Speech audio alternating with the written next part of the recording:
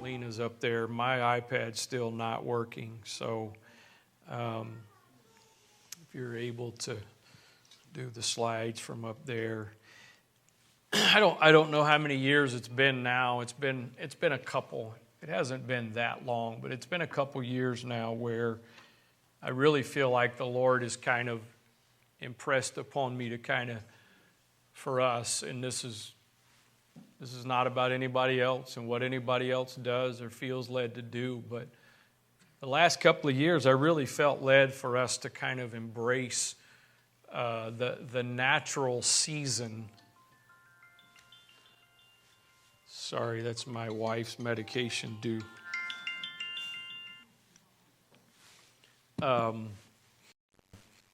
Embrace the season of winter, especially. For so many years, I know for my ministry, January is considered the time of vision casting and dedication and consecration. And for years, and again for years of my time of pastoring, it's not uncommon to have some kind of fast in January, and part of that's because we tend to get a little bit carnal in December, and we need to. I know. There's no Hallmark movie watchers here tonight. You just pray and fast all month long. I know it's, but there's usually prayer and fasting and vision casting. I mean, they'll tell you if you go to seminars, they'll tell you it's January it's the time for vision casting for your church for the year, and I've done that. I've tried to do that. But the last couple of years, it's kind of felt more off to me, at least for us. Because I think God established seasons for a whole lot of reasons. The spiritual aspect of them. And of course, He uses the natural to illustrate the spiritual. And so now for the last, I don't know, it's been at least 2 or 3 years, if I'm not mistaken. There's no 21 days of fasting and prayer. There's no vision casting.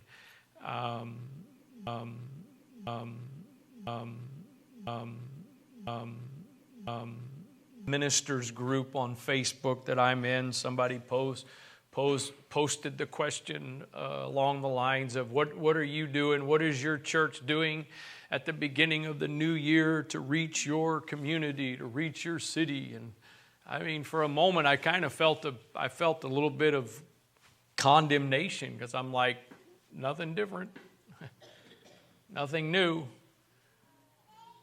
But I really believe that there's value in us kind of embracing what God has done in the natural.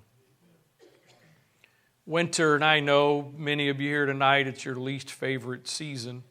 There's a few of us that feel otherwise, but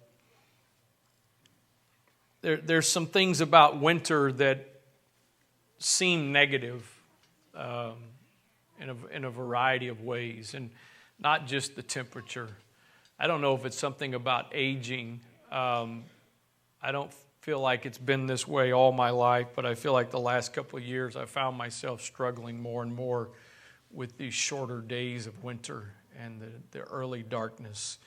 And I can't imagine living in some places where you get only just a couple of hours and at the most. That's quite the challenge. But there's things that while on the surface, while what we can observe with our natural eye, there doesn't seem to be much going on, there's things that are still going on in winter with regard to nature. There's dormancy, however, and as a part of this and the survival of trees and plants, the metabolism slows significantly. They stop photosynthesis and above ground growth to save energy, to help them be able to get through the hard days of the cold weather. But it's this other part that I think is really significant to us from a spiritual perspective. The root activity. Roots remain active, absorbing water and nutrients if the ground isn't frozen, and storing energy for spring. In that winter season, there are things that are going on under the surface to prepare that tree to go through the coming seasons. There's things that's happening in the root system to get that tree to a place that comes springtime where new life comes, and then heading into the hot days of summer and all that. There are things that are going on under the surface to prepare for that. And I think that's similar to what God tries to do in us individually and collectively. You know, one of the things we changed in kind of this idea of embracing the season a little bit more was for the first several years of doing life courses, we did a round of life courses at the beginning of the year. And part of the reasoning behind that was that's kind of the least busy time of the year. So since it's the least busiest time of the year, let's take advantage and fill up our schedules, right? But kind of thought maybe that's not the point. Because we hit spring, and we hit summer, and we hit fall, and we hit summer vacation, and we hit all these, and fall, I don't know what it feels like for you, but for me, fall feels like it's just, there's several district events. We have pause, and then the holidays, and all of that, and it's just like, it's just nonstop. Right. And so, kind of embracing that, you know what, let's take advantage of this time, and rather than trying to fill it with all kinds of stuff, because we have, let's maybe slow our metabolism down a little bit. Maybe give the roots a little time to get healthy, to get strengthened, so that we can see the new life that we're hoping to see, and see the harvest in the fall that we're believing for. I got this from Bible Hub. It's if you need a good free resource, Bible Hub has got all kinds of Bible translations. It's got commentaries, and it's all free. But it says this with regard to what winter symbolizes in the Bible. From a cultural and a historical context, in the ancient Israelite calendar, the winter months were a time of rest from agricultural labor. As the land lay fallow and awaited the spring planting, this period allowed for reflection, study, and preparation for the coming year. The reliance on the winter rains for a successful harvest in the spring and summer underscored the dependence of the people on God's provision and faithfulness. You can't, my personal belief is, you cannot fast and pray enough to live in one season.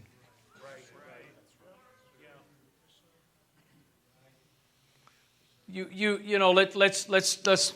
And I think in a spiritual context, the best season, the most appealing season is the season of harvest. You cannot pray and fast and get spiritual enough to live in harvest.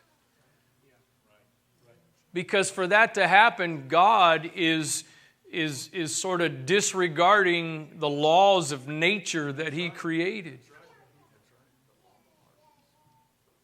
It was in the first chapter. It's in the first chapter of the Bible that He tells us He created seasons. And I know, of course, that's naturally speaking, but I think he was saying that because spiritually as well, He was creating seasons. Is there anybody here tonight I mean, if you can answer this, if this is you, raise your hand. Please raise your hand, because it'll be a great check to see where my attitude and spirit is. Because if I'm not where I need to be, I'm going to really probably hate you. But if I'm where I need to be, I won't hate you. So is there anybody here tonight that your prayer life is just absolutely 7 days a week, 365 days a year, you just are in the flow? Anybody? Okay. I don't know, there's probably somebody, but you don't want me to hate you, so. Man, you ever feel like I think I've made it, Brother Bray? I get up in the morning, I go to my place of prayer, and I sit down, and it's just there, and it's just I've arrived.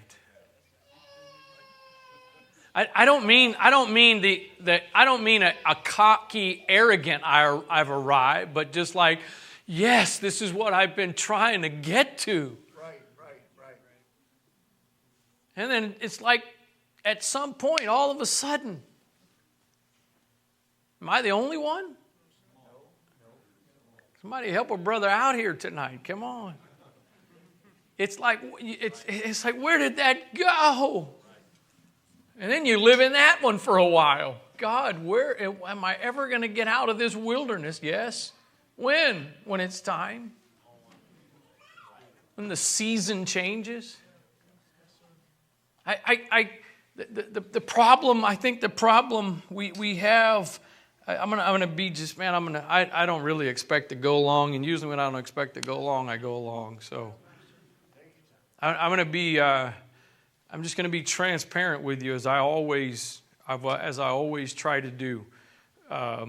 My focus, the last, really since Wednesday night of the week of Thanksgiving, my focus has been basically one thing for the last several weeks, and that's my wife. And I've been at the hospital, with the exception of one night. I've stayed at the hospital with her, and I'm just going to tell you, these last couple of days especially, that I was pretty sure, but I don't want to blame the devil for everything, but I was just battling major condemnation of feeling like I am just the world's worst pastor. Because my pastoral activity right now is, it feels like it's, I don't even know how it could be -0, but it feels like it's less than 0. And I finally, I don't know, I just try to, I don't know, I'm a stubborn person, and probably a little bit proud too, I hate to admit, but I finally, it was kind of getting the best of me this week, and I sent my dad a text, sent Bishop, I don't know if it was to the bishop or to my dad, and I just kind of expressed a little bit of the struggle, and part of what he touched on in his response to me, which was really, really helpful, was we have this tendency to battle with what's going on is somehow either God's punishment or it's just we've messed up somehow.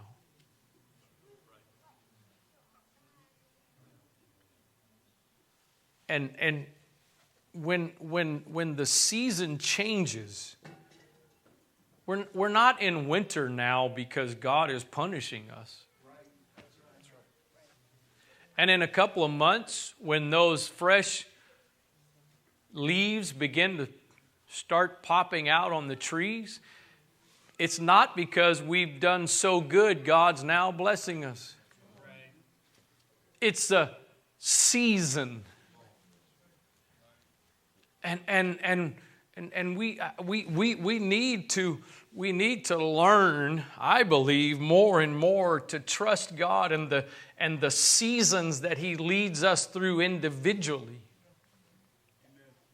I don't really know that it's possible for a church to live in a season of non-stop harvest. because that's not the principles God established. And so there's that deepening that God does in that season of winter in our lives individually, and I believe in our lives collectively, and it's a part of preparing us for what's to come. Overall, the winter season in the Bible serves as a reminder of the cycles of nature established by God, the challenges and hardships that can accompany this time, and the hope of renewal and growth that follows. I don't think, and as you'll hear in just a moment as I get to the rest of what I feel like the Lord has given me for tonight, this is not about the idea of an unplugging and a disengaging. But it is about an embracing of the season and the aspects of the season that we may be in. One of the things the last several years that I feel like the Lord has worked on me over and over and over is both individually, just in my own personal life, but also ministry, is measuring by the proper measurements.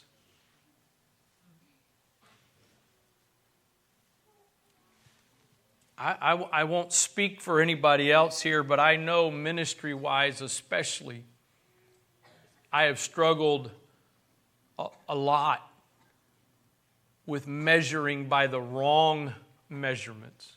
Right. Trying to determine success by things that really are not the true measurements of success.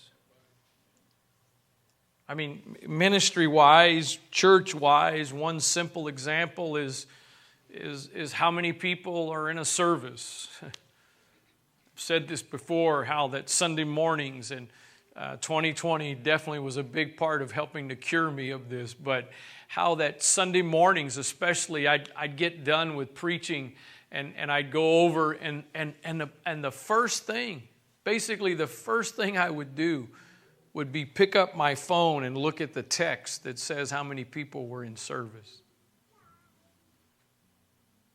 And here's where it really started kind of causing me to think was that there could be people still praying and ministering, and there could be things still happening in the altar. People are getting touched and lives are getting transformed. And I go and I pick my phone up, and it's a day, Brother Mike, where the number is a low number. And instantly, the wind just goes out. We only had X amount. We've normally had this amount. And I mean, people are, who knows what kind of eternal impact is happening. But the wrong measurements. I got a feeling there's probably a few people here tonight, maybe this is the part of this whole evening that you need to get. The measurements that we use to determine success, and I mean especially in the context of our walk with God and ministry. We've got to use the right measurements. Because the problem is, if we use the wrong measurements, we get a false reading. Either way. We either get a false reading in the sense of putting ourselves down because we're failures because of what we haven't accomplished and what hasn't happened in us that's happening in others. Or the other side of that is we get this false sense of success because compared to everybody else, look how great we're doing.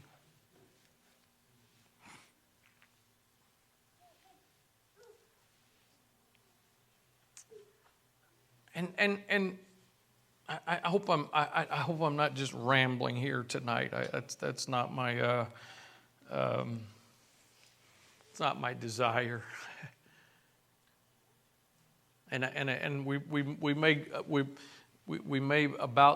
be about to go someplace in all of this. You're like, wait a minute, how did we get to here? Come on. we've got, we've got this thing we say.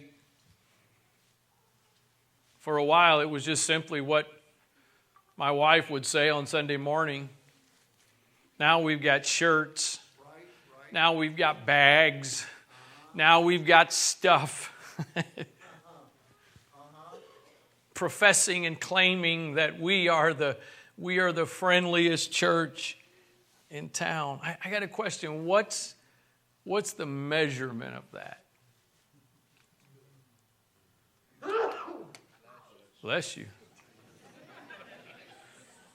That was a sneeze that needed a blessing, Brother Barr. What is the measurement of that? Here's the problem. If we're not careful, the measurement of that is the fact that somebody's got to get up here and say, hey, we're done with our meet and greet. Let's get back to worship. The measurement of that may be, if we're not careful, that every guest, and I will tell you, this is not where I'm going, stay with me, but since I'm on it for a moment, I will tell you, as awesome of a job as we do and as great of feedback as we get, I still watch sometimes where guests sit and hardly anybody stops and talks to them during the meet and greet. Folks, if you are and if you're here tonight, then I mean, you don't get much more apart than being a faithful participant on Thursday nights. Listen, Sunday mornings when greet somebody is said, that's not for you to go to chat it up with your best friend. That's not for you to go talk to the people you know real well and just have a great time of fellowship. That's for you to search out and find, who is it? Is it a guest? Is it a newer person? Is there? Can I, and I know we get, looks like several of them are missing this evening, but challenge the young adults. I had someone tell me recently about a young adult. They brought several different services, and according to them, all I can do is take their word. According to them, not one other young adult came and greeted them and introduced themselves. As I've said before, if we're gonna claim to be it, we got to be it.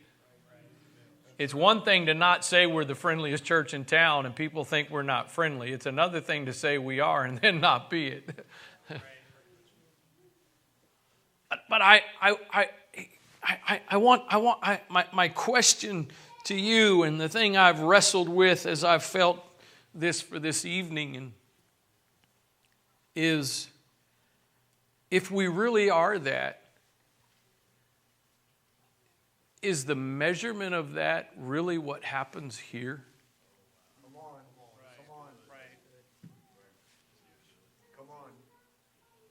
Is the measurement of us being the friendliest church in town, is that measured by the fact that, and I've had people, not only have I heard it through the grapevine, I've had people tell me out of their own mouths, not secondhand, out of their own mouths. They've said, I've been to churches before where I walked in and out and not one person ever spoke to me. That's not that way here. I'm so thankful for that. But is that really the measurement?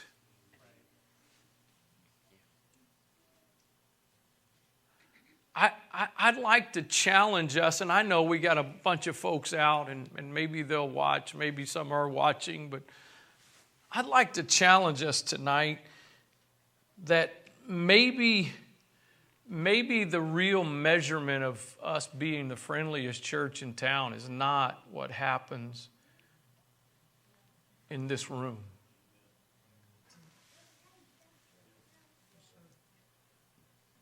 It's important. It's important that a visitor, a guest, feels welcomed.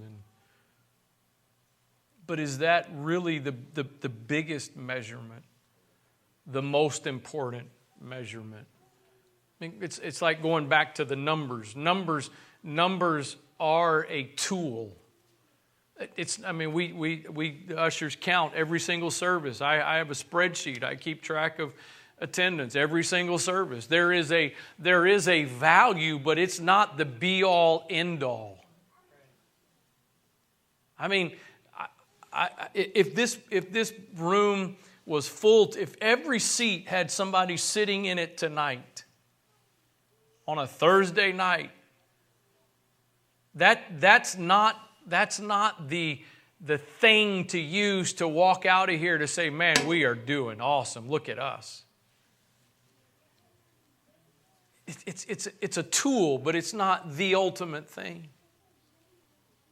And so I bear with me, because after all I just got through saying about winter and what we do or what we haven't done these last couple of years, I have come to challenge, and I don't know, I don't do it often. I may post the link and ask those that consider themselves to be a part of us to watch or listen if they weren't here. The last time I think it was the last time I preached. The last time, I think it was a Sunday night, and I preached sort of part 2 of In the World and Not of the World, and talked about the book of Acts. And actually, I'm jumping ahead of myself a little bit.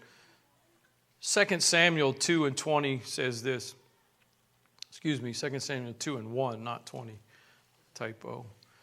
And there happened to be, there was some sort of conflict and things that were going on this time, and we won't get into all the details of that, but the Bible says there happened to be there a man of Belial whose name was Sheba, the son of Bichri, a Benjamite, and he blew a trumpet and said, "We have no part in David, neither have we inheritance in the son of Jesse." And I want you to look at these next 5 words. Every man to his tents, O Israel. The implication to me of this verse is there was some kind of congregating. He's speaking to a group of people. And the response that he gives as a way of dealing with what's going on is he tells everybody, go home to your own house. Yeah. Can I tell you, I think that's one of the tactics the enemy tries to use with us all the time. He wants us, it's sort of okay that we gather here, but when you get done, go to your own place. You just go to your own tent. Just isolate yourself. Let me tell you, this has come up in a couple different situations that I've dealt with in the last year. And I'm just going to say it here tonight. Let me tell you something. Please hear me tonight. Hopefully nobody in this room will need this, and this will never apply to you. But when you feel like God, when you think God is leading you to isolate from the body, that's not God. Because God leading you to isolate from the body would be a violation of the principles of His Word. It's a trick of the enemy to cause you to think there's a need for separation to become more spiritual. Let me tell you something. That's like saying that's like your finger saying, hey, I feel like I need to get alive a little bit more, so cut me off. What's the response? What happens? You got to be connected to the body, because the blood flows through the body, and there's health and there's life in the body. That's why it's so important that we don't live as islands outside of our time here. And we got some things. We got oikos, and we got young adult stuff and youth stuff, and we got other stuff to help provide some structured opportunities, but that's not the be-all and the end-all. If we all leave here and just go to our own tents week after week, day after day, we're setting ourselves up as targets. I used this verse a couple of Sunday nights ago, Acts 2:46. And they, continuing daily with one accord in the temple and breaking bread from house to house, did eat their meat with gladness and singleness of heart. They connected, they got together on a regular basis. They interacted with one another on a regular basis. They spent time together on a regular basis. They shared their lives with one another on a regular basis. In the last couple of months, it kind of started the week.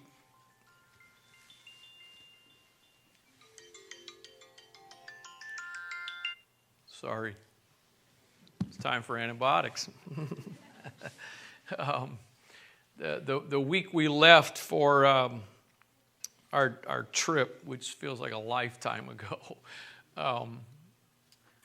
we went to a little forum deal at Brother Reaver's. He was just church providing the space for it, and there was some things that were discussed that just really kind of struck a chord and felt like the Lord was, saying some things to me, to my wife and I, and there was some resources provided, some recommended reading, and I bought one of the books, and while we were on our trip, I read it, and then a couple of weeks ago, a book someone had given my wife that she had been reading, I picked it up, and then I spent the last couple of weeks reading through that book, and then just a couple different situations, and one of the things, and please hear me out here, but one of the things that is an underlying sort of theme of some of these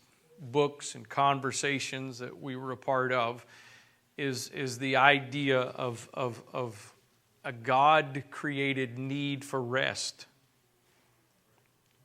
And I don't, there's people in this room that are extremely knowledgeable of the Bible, and you may have a better handle on this. I'm still trying to wrap my brain around it and get my own understanding of it. I'm not totally sure that in the New Testament that there is an expectation on us to observe some things. I know there's some things we're not expected to observe anymore, but there's some other things I'm not sure that there's an expectation to sort of observe them in the same way, but there's still some principles that apply. Right. And in particular, and in both of these books that I read and some of these other conversations, the idea of Sabbath came up. And partly about the idea of the need of implementing the principle of the idea of Sabbath in our lives, a day of rest. And I'm not here prepared to make a statement one way or the other where I stand on all of that, what I think about all of it. I'm still trying to process it. But in the context of what I've been feeling these last couple of months, some of what I've said, expressed, part of my burden for and desire, I want us to be. I want this to be real. What we're doing here. Right. I don't want to measure success by a great service. I don't want to measure success by the fact that so many times we come together and the presence of God is here and things happen and people get touched and lives people get ministered to. All that's well and good, but that's not the epitome of all of this. And so I've kind of in the mix of all of this that's kind of been going on internally and talking a couple of Sunday nights ago, and I told you I don't have a new program. I don't have some kind of thing we're launching, and I am going to throw out a bit of an idea tonight, but there's no plan, there's no accountability, there's no sign-up sheets, there's none of that. But I've been thinking, especially these last couple of weeks, as many of you I'm sure are aware of, there are many Jews who still practice on a weekly basis Sabbath. I didn't notice this until just a couple of days ago. I mean, by this point my wife had been in the hospital probably 8 or 9 days already, and one of my trips down to get some food, I don't know how I missed it for time after time of riding the elevators, but there's an elevator in Johns Hopkins that has a sign on it that starting Friday evening until Saturday evening, that elevator does not respond to the buttons. You know, you walk up to the elevators, and if you're going up or down, you push whichever way, right? And then you get on and you push the button.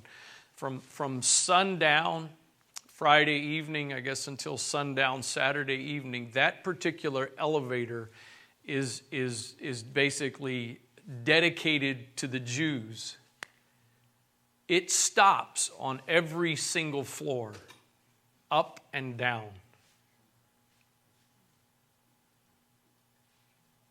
I'm assuming, Sister Diane, you're the one in this room probably could help me with this the most. I'm assuming that the basic principle of that is because it's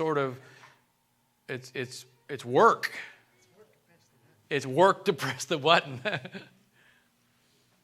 So literally, I took a picture. If you want to see, I took a picture of the sign. It states it, so you know.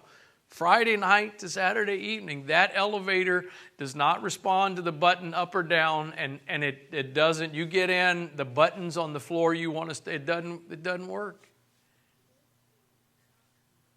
It stops at every single, and there's 12 floors. Goes up, comes down, stops at every single one. And so I kind of got to thinking a little bit and did just some very, very basic studying of it. Nothing all that in depth. But and I don't know if my Hebrew pronunciations are right. We'll just give it the best we can. But Shabbat is known as the Jewish Sabbath, or Shabbos is the day of rest and worship in Judaism.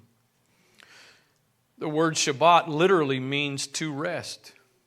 One of the most significant traditions in Jewish culture, Shabbat is observed every Friday evening until the following Saturday evening. It is the only ritual commanded by God in the Ten Commandments and is at the core of Jewish identity and has served as the anchor of Jewish continuity for thousands of years. And I got this from the International Christian Fellowship of Jews, where I'm getting this from. Shabbat, the origin of the Jewish Sabbath, a God-ordained day of rest, has existed since the creation of earth. The first ever Shabbat took place in the beginning of Genesis in the Hebrew Bible. After 6 days of creation, God rested. Then God blessed the seventh day and made it holy, because on it he rested from all the work of creating that he had done. Time is the first thing that is sanctified in the Bible, and in declaring the seventh day holy, God was teaching that time is sacred. Later in the book of Exodus, God gave Moses the Ten Commandments atop Mount Sinai. The fourth commandment says to remember the day of the Sabbath and to keep it holy. Both of these instructions to remember and to keep the Sabbath have guided Jews for centuries in how they observe the Sabbath. After 6 days of labor, the children of Israel were to set aside the seventh day as a day to rest and not do any work. Furthermore, God told Moses that this commandment applied to the children, the servants, the livestock, and the foreigners living in their towns. Therefore, the Lord blessed the Sabbath day and made it holy. The meaning of Shabbat, more than anything else, the Sabbath is a sacred point of connection with God. It's a time to disconnect from the stresses and distractions of everyday life and focus on relationships with God, with family, and with community. The Sabbath day is a reminder of the importance of rest and taking a needed break from our daily lives. It gives the space and opportunity to focus on what truly matters each week and to reset priorities. It also celebrates Jewish tradition and deepens the connection with the Jewish community and heritage. The Sabbath, having one day a week for rest and contemplation, is one of the greatest gifts that that Judaism has given to the world. How Jews observe the Sabbath. The Hebrew word Shabbat is translated as rest or ceasing to work. A major part of observing the Sabbath involves abstaining from creative work and pressing elevator buttons, just as God did on the seventh day in Genesis. The Bible actually mentions 39 categories of activities that Jews refrain from on the Sabbath. But as Jewish scholars point out, the prohibitions are not intended to be limiting, but rather to allow the liberty to spend time with family and friends and engage prayer and Bible study. There are several rituals that happen during the Sabbath, including the lighting of the Shabbat candles, reciting traditional blessings, sharing family dinners on Friday night and Saturday, and attending a Shabbat morning service at synagogue. I want to draw your attention back to that line. But as Jewish scholars point out, the prohibitions are not intended to be limiting, but rather to allow people the liberty to spend time with family and friends and engage prayer and Bible study. I'm not here tonight to propose that we start trying to implement Sabbath and do exactly what the Jews do. If that's what God ultimately wants us to do, then we'll do that. That's not my point here tonight. But here's what for really weeks now has been just kind of churning in my spirit. And let me see if I can wrap this all together and wrap it up. As we are heading into this natural season of winter, in which as a church we are embracing, from the context of activity-wise, we are embracing and sort of mimicking the season. In this idea of being in the world, but not of the world, and not letting the culture we're in and the lifestyle around us dictate who and what we are. I want to throw out I guess I'll just call it a challenge tonight. I'm asking you tonight to consider that as we are heading into January and February especially, how amazing would it be if we decided to take a part of this principle of Shabbat? Am I saying that? Okay. Okay. All right. What if we took, and here's the part of it, that the prohibitions are not intended to be limiting, but rather to allow people the liberty to spend time with family and friends and engage in prayer and Bible study. What if we decide, I realize some of you are not in a position to be able to do this, but hopefully you'd be the recipient of it. What if we decided that, you know what, instead of waiting all week long to get to Friday night so we can just do nothing, what if we decided to be more intentional with that? And in this season, this natural season of winter that we're in, and the reflecting of it in a spiritual way, activity-wise, whatever, what if we decided, you know what, I'm gonna work to implement using that as an opportunity to connect with some people. I realize not everybody here is in a position to invite somebody to where you live, maybe for whatever reasons, But there's a whole bunch of us that are. We lived for 9 years, about 9 years. We lived in a house that was, I think, over 3,500 square feet. All four of my kids had their own bedroom. The girls had their own bathroom. The boys had their own bathroom. My wife and I had a master bedroom suite. We had a finished basement. We had a dining room. We had a living room. We had a huge kitchen. We had rooms that sometimes we'd go a week, not even ever go in that room. 2018, after we thought we were doing something else, and the Lord does what he often does and gets you into something you didn't realize you were getting into.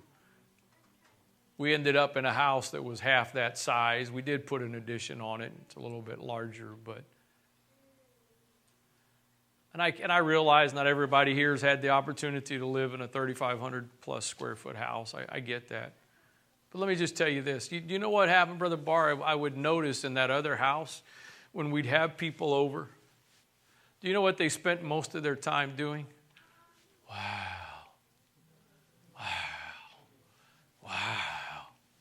The very first time we ever had a fellowship there, young adults, somebody walked in, and from the front door, they yelled, "Pastor, what do I have to do to get a house like this?" You know what I wanted to do? I wanted to go crawl in a corner somewhere. Really, they didn't mean it. They didn't mean it in a bed.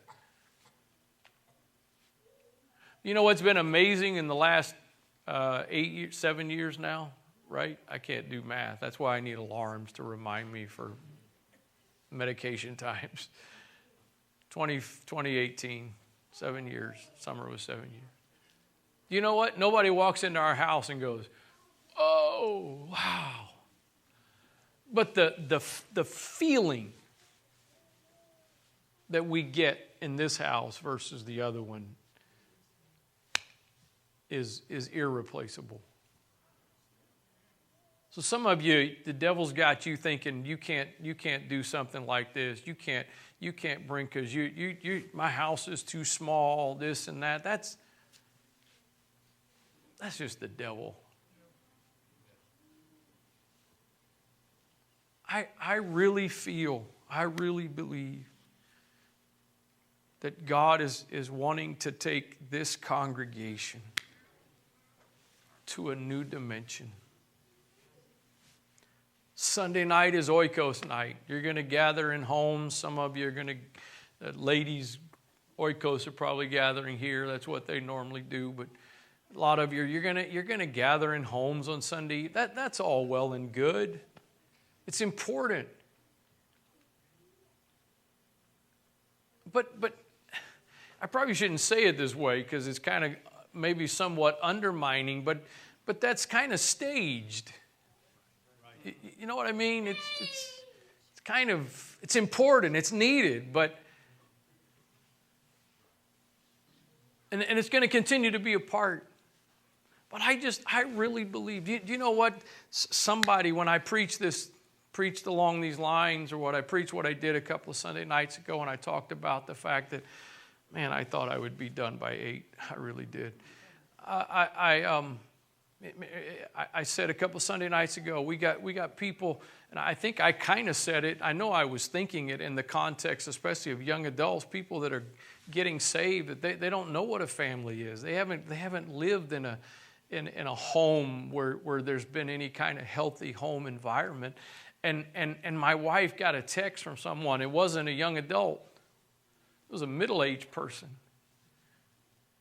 Said, tell Pastor that was I don't remember if this was exact words, but this was the gist of it. Tell Pastor that was spot on tonight. I'm one of those people.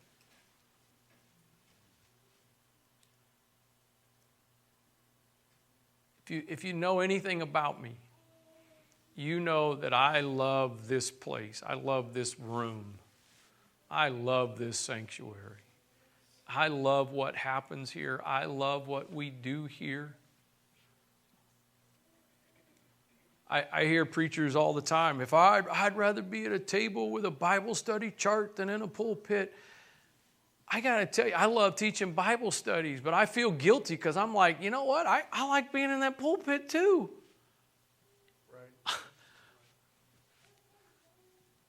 I love this. I love what happens here. But I don't want that to be the measurement. I don't want us to be the friendliest church in town because you can't come into this sanctuary and leave without 30 people shaking your hand. That's not. It needs to be what happens outside of here. So I have wrestled with this. My mind has battled with, my gold, real colors, my gold wants a plan. My gold loves a plan. They gave us this laminated chart thing for the IV antibiotics that you lay everything out on.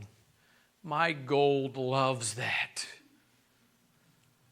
I got everything out exactly as it. Some of y'all would be like, I don't need that. I know what to. That's.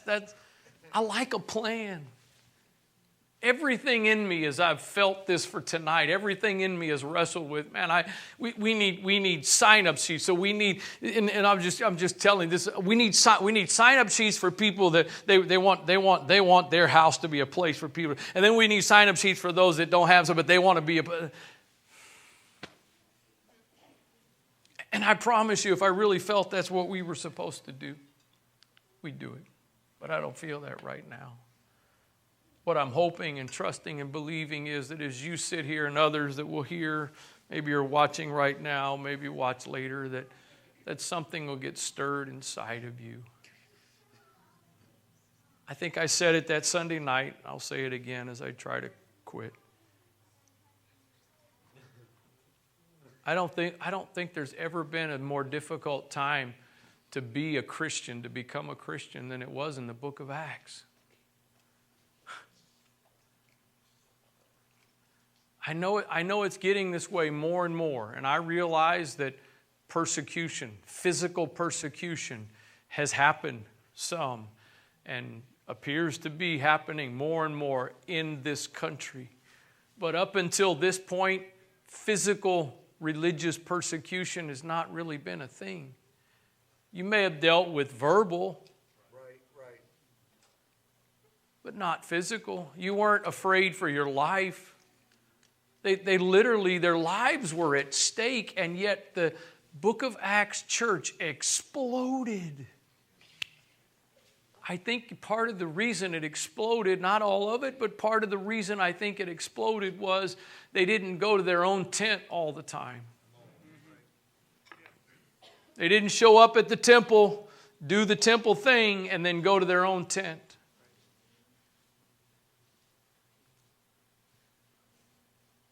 I don't know, maybe I told you a couple weeks ago I'm trying to stop doing this. I don't do it that often, but I'm really trying to stop altogether. But so I don't really know what you're thinking. Maybe, I don't know, maybe somebody's thinking, you just got through talking about winter, and it's not as busy of a time, and now you're challenging us to do this. Yes, because this is about strengthening and deepening some things. And I'm not just talking about your buddies.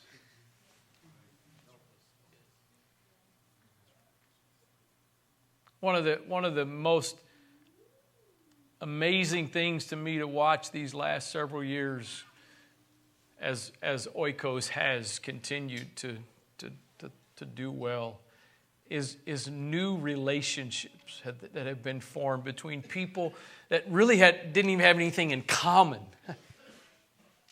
They didn't have anything in common except somehow they got put in the same oikos. Deacons that had people put in their oikos because we needed some place for them to go, and they didn't know that person. They had nothing to do with that person. But now with time, there are these relationships and bonds that have been formed that it has nothing to do with duty and obligation anymore. It's about what's been built.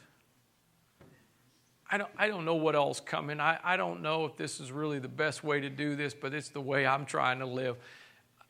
Jesus said, take no thought for tomorrow.